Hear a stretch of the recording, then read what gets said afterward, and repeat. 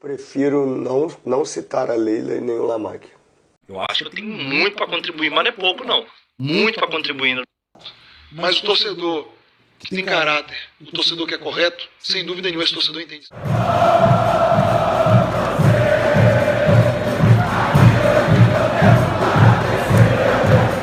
Fala galera vascaína, aqui é Humberto Silva do canal Crônica Vascaína. Rapaziada, curte, comente, compartilhe e dá essa moral, se inscreva, tamo junto. Rapaziada, vou ser sucinto porque eu vou botar um vídeo aí pra vocês do Campelo falando sobre os bastidores do Vasco da Gama. Então é o seguinte, inicio com essa aqui, ó. Bragantino foi um dos 7 clubes brasileiros que não apoiaram a candidatura do Edinaldo Rodrigues. Então são os times Bragantino, Corinthians, Fortaleza, Flamengo, Fluminense, Mirassol, Santos, não assinaram a candidatura do atual presidente da CBF. Tô sentindo falta do Vasco aí, hein? Tá apoiando então? Tá tudo certo com a arbitragem, o modus operandi da CBF, tá tudo certo, né? Não tá aí? Então vamos que vamos. Olha só. Vou trazer pra cá. E é o seguinte. Voltando nessa situação aqui, ó. A atual gestão do Vasco vendeu o mando de campo contra Palmeiras e Botafogo. Veja razões e valores. Então é o seguinte, olha só. Vendeu o mando de campo. Palmeiras e Botafogo. Por que eu estou voltando nisso? Porque o clássico contra o Botafogo é o único clássico que o Vasco pode jogar em São Januário. E vendeu justo esse mando. E o Pedrinho criticou a 77 quando praticou isso. E agora ele está praticando. Então a gente percebe a incoerência aí, né? E para endossar o que eu falei anteriormente, olha aí, Maxime Domingues é muito bom jogador. Foi divulgado um valor e ninguém se deu ao trabalho de ir lá ver quanto foi a transação. O salário dele é pequeno e é muito bom jogador. Quem falou isso? Pedrinho, há 4 meses atrás. Aí tá aqui agora, ó. 4 meses depois, ó, essa declaração foi dada pelo presidente Pedrinho em 14 de novembro de 2024. 4 meses depois, o jogador está sem espaço e sendo liberado por empréstimo para a MLS. Vai vendo. Não entrando no mérito se merecia ficar ou não, mas é uma clara falta de planejamento por parte de quem comanda o futebol do Vasco. Essa parte aqui do revenda já eu não concordo. Para mim o Vasco nunca deveria ter sido vendido. Não precisa ser vendido. Então é isso. Eu gravei esse vídeo ontem. Estou gravando hoje de novo. Porque quando eu fui enviar o vídeo deu erro. E aí eu tive que apagar algumas coisas aqui. Acabei apagando ele sem querer. Então é o seguinte. Olha só. Olha essa foto aí. Da apresentação do Lloyd Augusto. Olha a cara desses dois. Cara de descontentamento. Só acontece no Vasco. Não é possível. No Vasco acontece de tudo.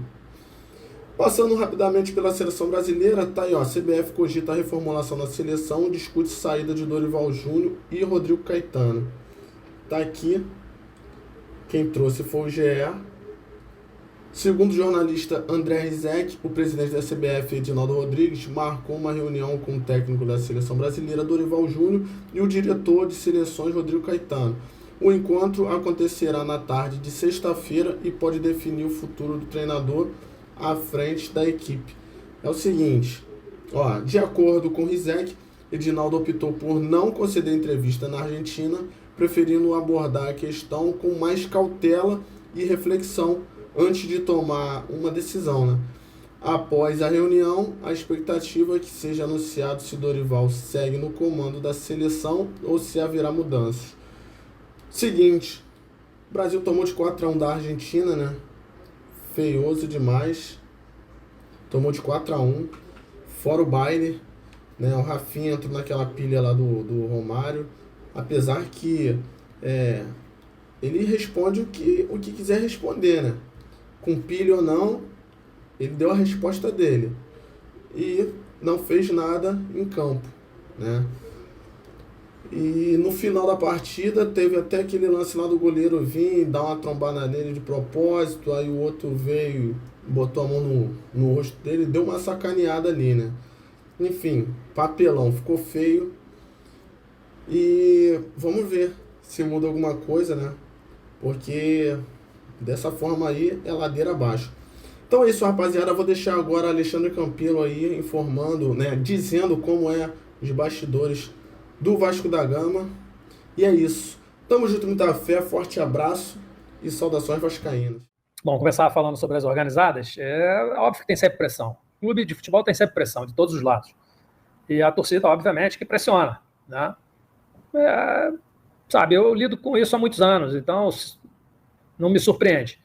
Então, a questão é você não ceder às pressões.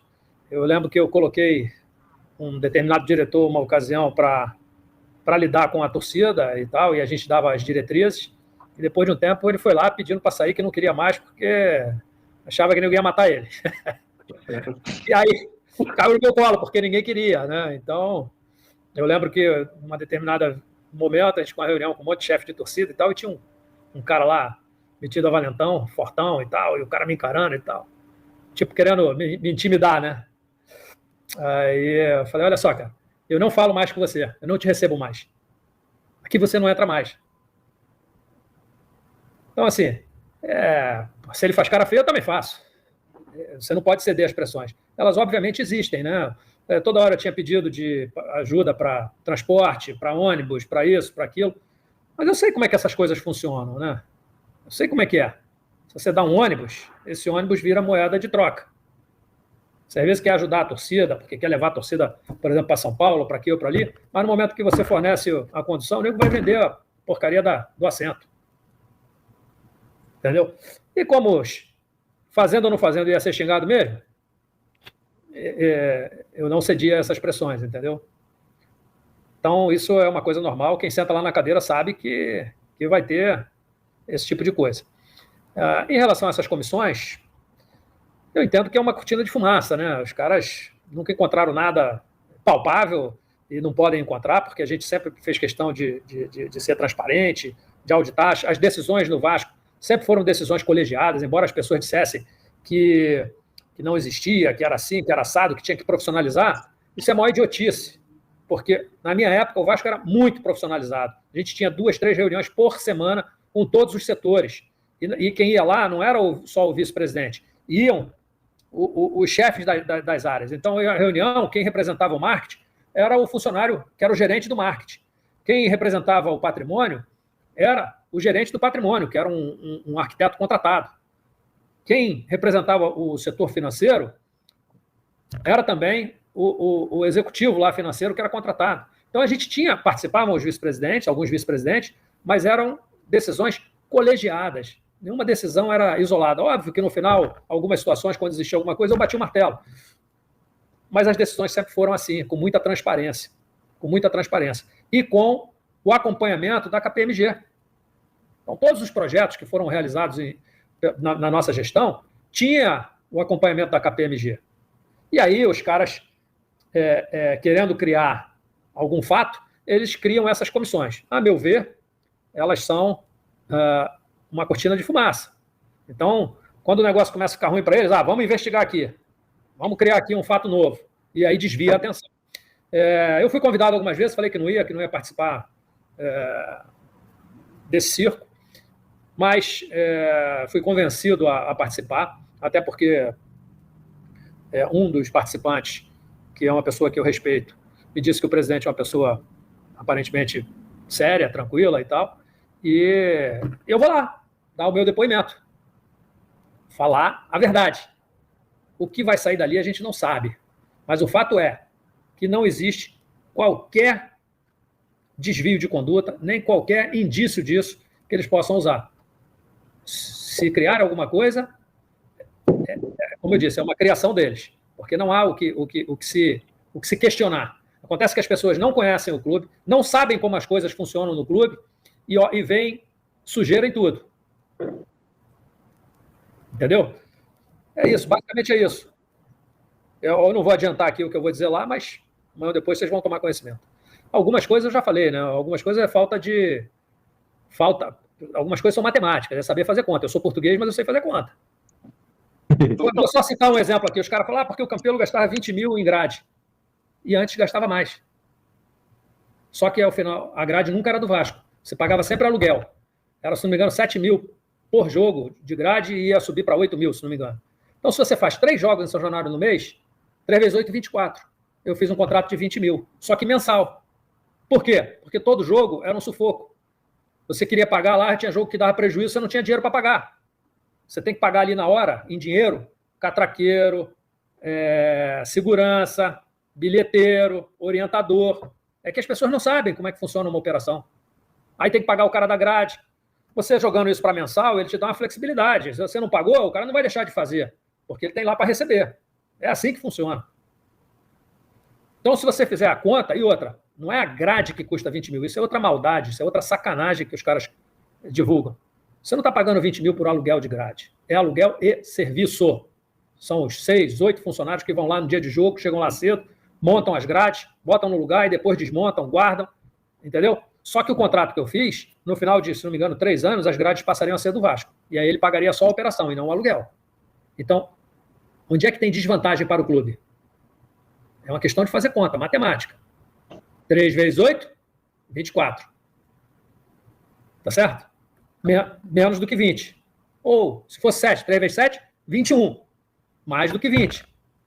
Então, eu fiz um negócio em que o Vasco pagava a mesma coisa ou menos, só que ao final de 3 anos deixaria de pagar. E os caras acharam que isso era lesivo ao Vasco. Que alguém estava se beneficiando com isso. Dá para entender um negócio desse? A gente suspeitava de algumas coisas erradas lá no clube, no departamento pessoal, e na ocasião a gente queria fazer alguns levantamentos lá e enfrentava uma resistência grande. Isso chamou a atenção da gente. Inclusive, uma funcionária da KPMG foi, inclusive, ameaçada lá dentro. Uma ameaça velada, mas foi feita uma ameaça. Quando ela pedia lá informações sobre... A gente queria fazer um plano de cargos e salários, então começou a pedir informação sobre os funcionários, saber onde é que eles estavam lotados, aqui e ali. Tinha os funcionários que você não sabia onde estavam. Bom, e aí a gente achou estranho alguns dados, mas o pessoal não conseguia ter acesso às informações. Eu fui, afastei quem chefiava lá, dei férias e botei uma empresa lá dentro, dessas grandes, que agora não me recordo o nome, não foi BDO não, uma outra, esqueci o nome. E começou... Hein? Uma empresa de auditoria. E sim, e começou a esmiuçar tudo lá. No final de 30 dias, que era o período de férias, eles ainda não tinham concluído. E aí, digo, como é que vai fazer? O cara vai voltar? Eu falei, manda ficar em casa. Eu digo, não. Falei, cara, não.